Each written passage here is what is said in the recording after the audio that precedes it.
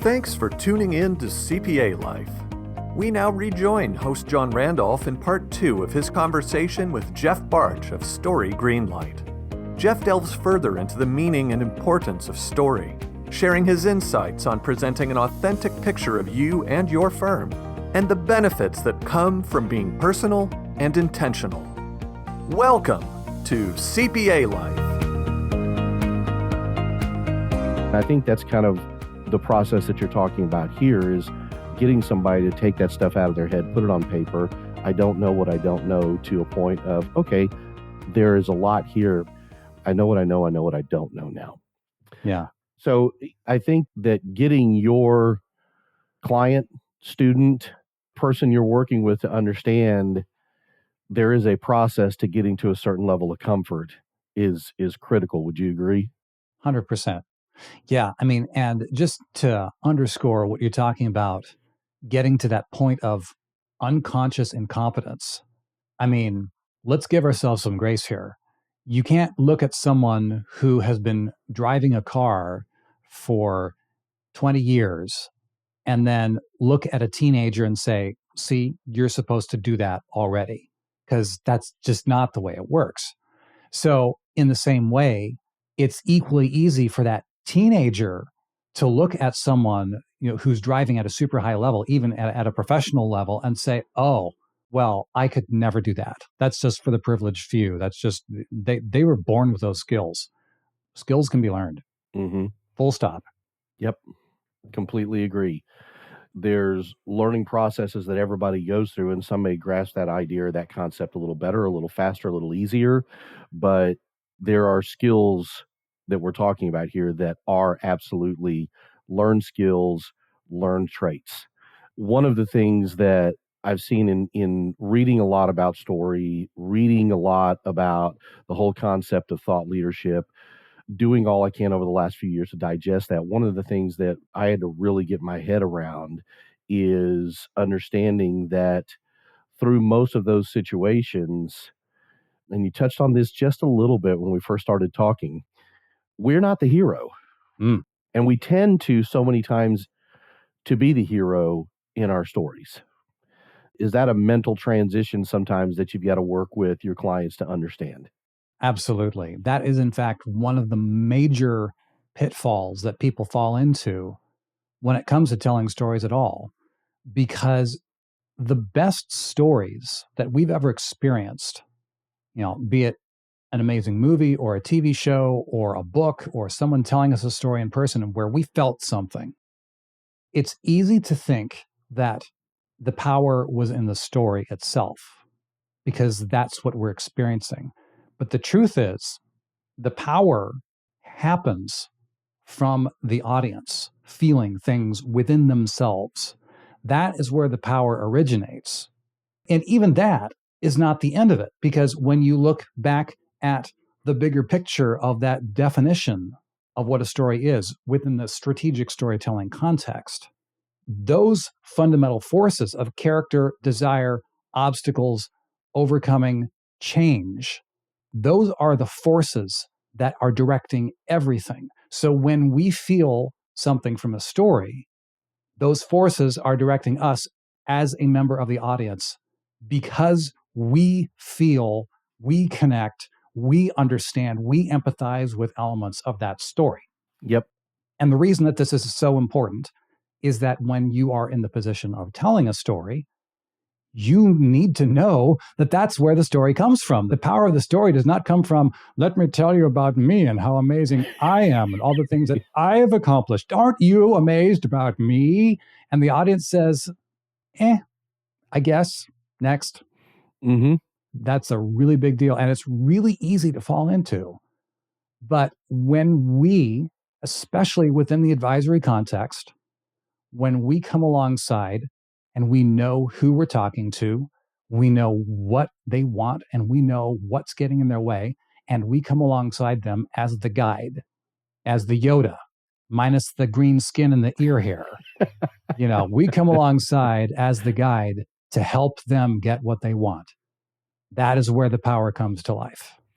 It's interesting you say that. I want to switch gears a little bit on you and speak to not only how this impacts external customers of a firm, but how this also impacts internal customers, the ability to acquire talent, the ability to attract talent, the ability to retain talent.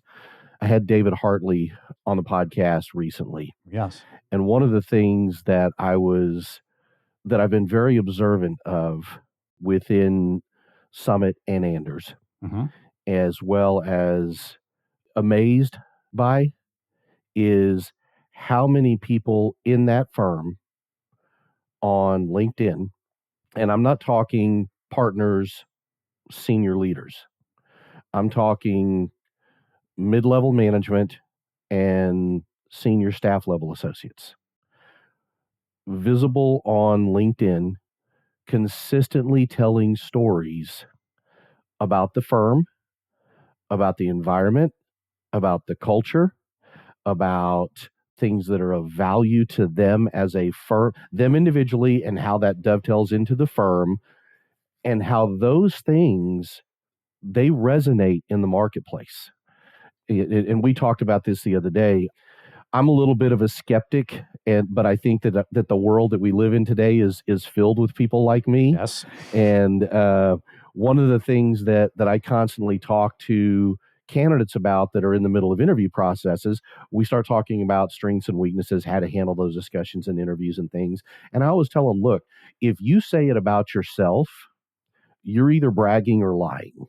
If other people say it about you, it's got to be the truth.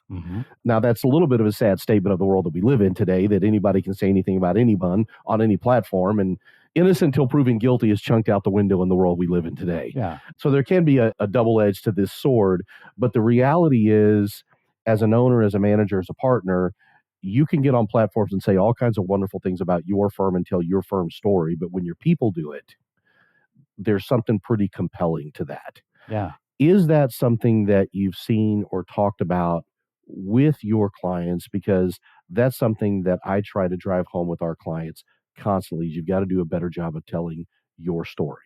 Yes. I mean, in fact, I will say 2 of my specific clients that I've worked with one-on-one are Joey Kinney and Hannah Hood, who are co-hosts of the podcast called the Young CPA Success Show, which is one of the multiple podcasts that is released regularly by Summit and within the Anders umbrella. And the entire reason that they are doing that is because they believe that the accounting industry is undergoing change. There are generational realities in terms of so many partners are nearing the point of retirement, and there are fewer people coming into the ranks of the accounting industry just in general. What do you do with that? What do you do with a culture of the way things have always worked in the accounting industry, where it's really easy to get into the weeds of things and say, I'm just juggling numbers, man. This doesn't make much difference in the world. Why should I care?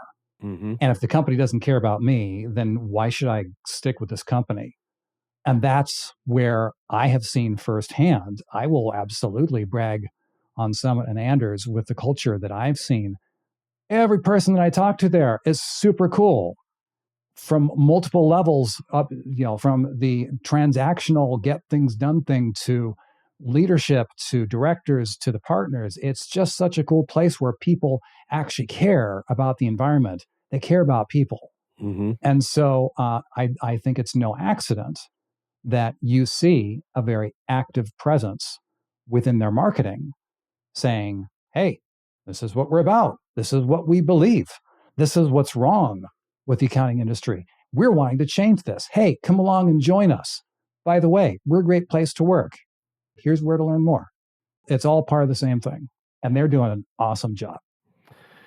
There's so many people that I speak to in the industry today that are in that mid-20s to early 40s age range that want to be more of a presence in the public eye on social media.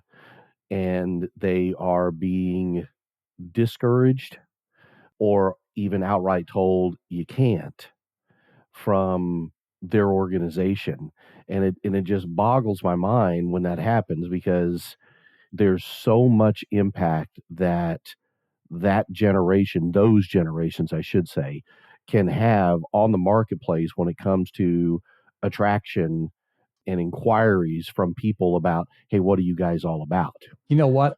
If I can just jump in on that, I would be Please. curious to know from your perspective, what do you see as being the main reasons that firms shut that down? I mean, it's easy to say, oh, well, it's compliance. I mean, but really, is it compliance? Is it legalities? Or is it something else? I think from my perspective, what I see and what I hear is it is a lack of understanding from leadership the importance that social media plays on the public and professional platform in today's world.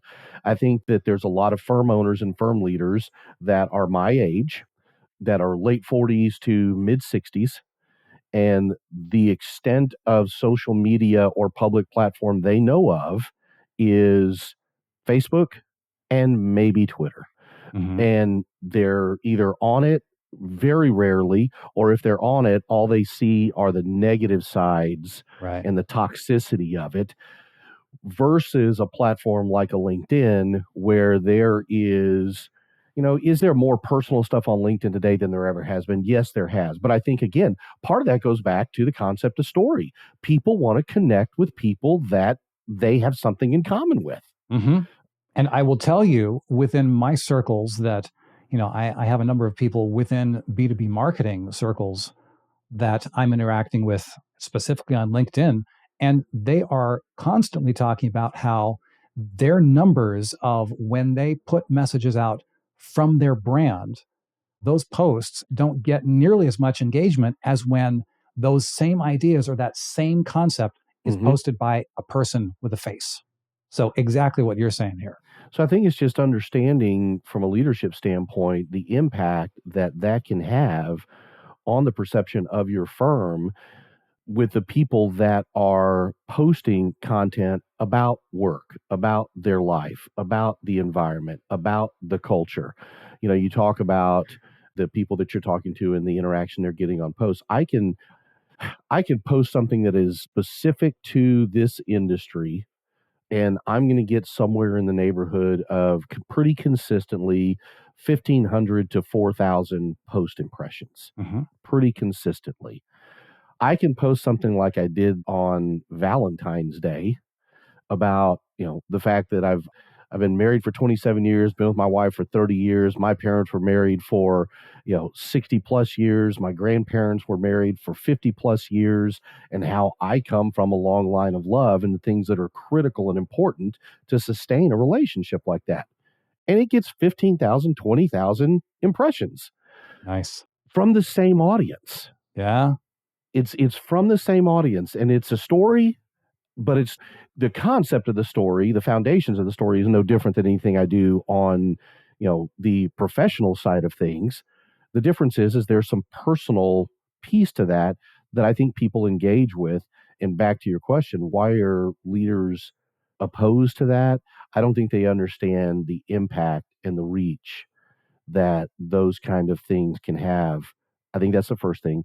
I think the second thing is, in my opinion, Jeff, they don't, from a humility standpoint, I think a lot of them just think that, well, this is just a part of who we are. It's just a part of doing business. It's just a part of what happens in our environment day in and day out. It becomes old hat to them, and they don't understand that old hat to them is probably something that is not being seen at another firm that may resonate with somebody that might be thinking about making a job change, and they catch this post or this story and go, you know what? That sounds interesting to me. I may want to reach out to those guys and talk to them. Yeah. Or internally they may not think that. I think I told you this story the other day about a firm owner that we're working with on more talent branding and retention. And one of their employees talked about how after tax season a few years back, her mom had come and taken care of her child for 3 or 4 months during tax season. Tax season ends, and he gives her a bonus of $1,000 to give to her mom to say thank you to your mom for giving up her life for 4 months to come take care of your child so that you could take care of our customers. Yeah. To him as an owner, that was just the right thing to do. But to her as an employee, it was life-changing. And so to clarify, so you're saying that owner did that because of who he was and because of his desire to take care of his people and the people who take care of his people who take care of his people. And he didn't think that was any big deal. No. Nope. That is not normal. That is in a world where accountants are considered to be soulless. This guy has a heart. He has a soul. He cares about people. Yeah. You got to tell people about that. People need to know. It's one of those things that when over 3 days of sitting with this firm and this leadership team and hearing 11, 12, 13 different stories over a 30-year legacy that have happened in that firm, when we all got together on the last day before I left, they said, okay, what are your thoughts? And I just smiled. And my answer was, this is a story, forget firm, forget job. This is a story I can sell. This is a story I want to sell. Because those are things people want to connect with in the world that we live in today. I think people want more than just, hey, I've packed my lunchbox and I've got my briefcase and I've got my hard hat and I'm going to the office and I'm going to punch the clock and I'm going to put in my 8 hours and I'm going to punch the clock and I'm going to go back home. Mm-hmm. I think people want more than that out of life today. They want to connect with something, and they can't do that unless they know the story, whether that's as an employee or as a customer/client. Agreed. I mean, because if you get people constantly giving of themselves within a context and they don't know why, okay, so you might be in an entry-level position and you're doing bank recs or something like that, and it's just this torrent of numbers. You're just making sure the numbers line up. You double check it and you're checking and okay, next stack, next client. And if you don't know why that matters, that's going to start eating away at your soul at some point. Mm-hmm. Yep. Until you start saying, okay, this is why we do this. This is why this matters. This is why when we get clean data every month or every week, in some cases, working with fractional VCFOs, fractional CFOs, they live and die by the need for clean data so that they can help the company look into the future instead of just looking through the rearview mirror. I mean, fine, you have clean financial statements, but that just says what happens last year or last quarter, whatever. But man, if you can help people look into the future, that's why having clean data now matters. Let me tell you more about our client for whom you just did the stack of bank recs. They do this. This is what they put out into the world. This is the people that they serve. And this is how we're helping them do their business and help them with their clients, help their clients get what they want. All of a sudden, okay, you're starting to attach meaning to a stack of numbers, where before there was no meaning there at all, other than this is just something that I have to do. I don't know why, and I don't care. I just want to leave and do something else, which, with your permission, this is one of the things that I always want to get into with my clients is this idea of what I call the thing under the thing. Mm-hmm. The example that I often give is if you go out to Hollywood and you go in the touristy section, you go to the Hollywood Walk of Fame. That's the sidewalk with the decorations, with the stars in it, that has people's names in it. So on the surface, it's a sidewalk with decorations. But you better believe that there is meaning attached to those decorations in that sidewalk. To some people, if they go there was a time, right at the time when Michael Jackson passed, his star on the Hollywood Walk of Fame was right outside the complex where I was working at a studio. And you would not believe the crowds of people who just thronged to this one space of sidewalk in the middle of a city because it had the name Michael Jackson on it, because that square represented to them all the music, all the fame, all the impact, all the experiences that they had had listening to his music.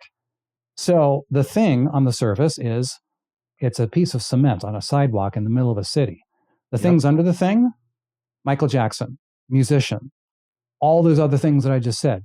People make those attachments. And so those things where we have feelings standing in front of that piece of sidewalk, those feelings that we feel are what I refer to as the thing under the thing. All those attachments are made. So taking this back to the idea of accounting, a junior accountant is doing bank recs, staring at a stack of numbers. Is there meaning attached to this number? Well, maybe. If the person who's taking care of this is left to themselves, they attach their own meanings. Yep. But as firm owners, as partners, as managers, as leaders, if we say, thank you for making sure these numbers are right, let me tell you what these numbers mean to this client and to the people that they serve. All of a sudden, we take those stacks of numbers, which in and of themselves can be meaningless, we start attaching meaning to them on purpose. And all of a sudden, our people start feeling those purposes for themselves. Yeah, I think when you give people the context of something to be able to begin to drop anchor in and then start to grow roots in, they begin to understand that, and it impacts them just a little bit more, other than just a job, just a task, just a role. There's purpose behind it. And I think that when you give people the opportunity to do that, they become more engaged with it and want to be a part of it more often and longer. Absolutely. I think we lose sight of the fact that we all want to attach to something. We all want to fill this space that's this hole, this proverbial hole that we have to accomplish, whatever that looks like for people. Mm-hmm. For somebody it may be title, for somebody it may be money, for somebody it may be, flexibility in work to be with their kids, and whatever it may be, there's a sense of accomplishment that they want to have. And if we can do something to paint a picture, tell a story that allows them to do that at an emotional level, not just a surface task level, I think like what you're talking about, it gets them engaged a little bit more in the overall process. Agreed. I mean, on one hand, I'm thinking of one client who, she had a goal for her whole life. When she was a girl, she saw journalists on TV, people like Katie Couric, and she said, I want to be like her. And she told me that she always loved Katie Couric because of the way that she connected with her audience and with the people that she interviewed. And she thought that would be cool for her to be able to do. So she started out in journalism. That ended up being a road not taken for her. She ended up in accounting. But years later, she's worked up the ranks such that she is now a virtual CFO with a team under her. And on top of that, because of her position and because of her role at the company, actually at Summit, I mentioned her earlier as one of the co-hosts of the Young CPA Success Show, she was asked by Joey, the other co-host of that show, hey, you need to be a co-host with this show, with me on this show, because your voice is important. And now Hannah gets to live out her dream of being a journalist. She posted on LinkedIn, of course. She said, hey, I had this dream of being Katie Couric, and now I get to live out this dream in my own way. Mm-hmm. And let me tell you, well, I don't have to tell you, she will be the first person to tell you that being able to participate in these conversations gives her so much joy and just fills her up as a human being and as a professional within her industry. People who feel those kind of feelings about your firm, they are far less likely to leave than the people who are just doing this and they don't know why they're there. Absolutely.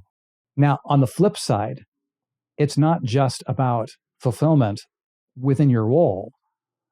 There's another client that I've worked with who I worked with him one-on-one. And later on, I found out that he was actually diagnosed with cancer. Mm. And so when I found that out, that was a shock to me. And so I shot him a text that said, man, I'm thinking of you, praying for you, for your family, for the doctors. And he emails me a few days later from the hospital in the middle of a chemotherapy treatment, he said in his email. And he said, Jeff, thinking about the stories that we've been talking about what I've done in my life, has made me realize that this is not just about me continuing to be here for my family. I love them. I want to be here for my family. And even beyond that, I'm still going to kick this cancer to the curb because I have a lot more to offer to the world. I have a lot more to offer to the people in this industry, and it's time to make this happen. This is the power of thinking about these things, not just about us personally, but what we offer to the world as human beings. Mm-hmm. It is incredibly powerful stuff. Yep. And it's so much more than, footing and tying numbers. It's so much more than completing a tax return. There are so many more things that we have to offer. And I think that if we challenge ourselves to go back and think about, why did I start doing this to begin with? What are the things that I've been able to accomplish along the way? Whose lives have I been able to impact? Whose companies have I been able to change the course of? Those are the things that begin to make some great stories, but they also remind us about the why. Mm-hmm. The wonderful question of what's your why.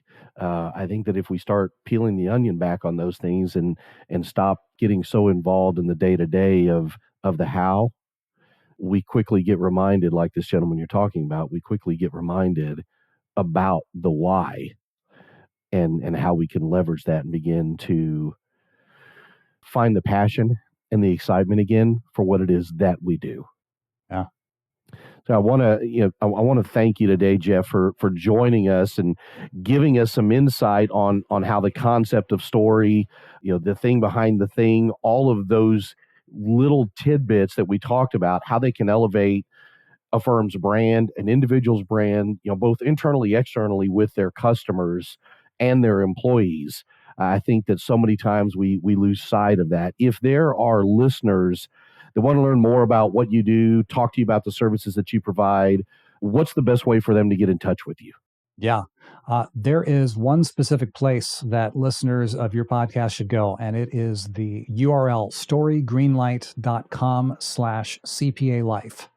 And when you go to storygreenlight.com/CPA Life, you'll see a link to my podcast. It's called Speaking of Numbers. It's where I lay out all these ideas, just lay them flat out so anyone can, start taking hold of them for yourself, for your firm. So there's a link to that on that page. There's also a checklist where if you want to say, hey, I want to start thinking about building a story for myself, there's a way to start taking those elements in your life with a checklist that I provide there. That's there as well. And of course, when you come to the place where you say, I want to fast track this and make this stuff work specifically for me and my team, there's a way to get in touch with me there too. So it's storygreenlight.com/CPA Life. Awesome. And we'll make sure that we put that link in the show notes so that people can learn a little bit more about the process, possibly reach out to you and talk to you about the services that you provide and how it can begin to drastically impact their overall business, not only externally with customers, but internally with their talent acquisition, retention, their talent branding, all the things that really begin to set them apart in the industry, which is only getting harder to compete within. So again, Jeff, I want to thank you today for joining us. Don't forget to subscribe to the podcast on your favorite streaming platform to make sure that you don't miss any of our future episodes, because we have a lot of interesting conversations that are already queued up into the very near future. So I'm looking forward to spending some time with you guys again in the future. And until then, here's to you and your best CPA life. We hope you enjoyed today's episode. Be sure to subscribe on your favorite podcasting app, leave a 5-star rating, and visit our website for links and show notes at cpalifepodcast.com.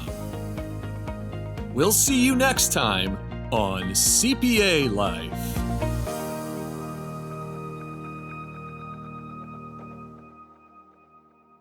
ProfessionalProductions.net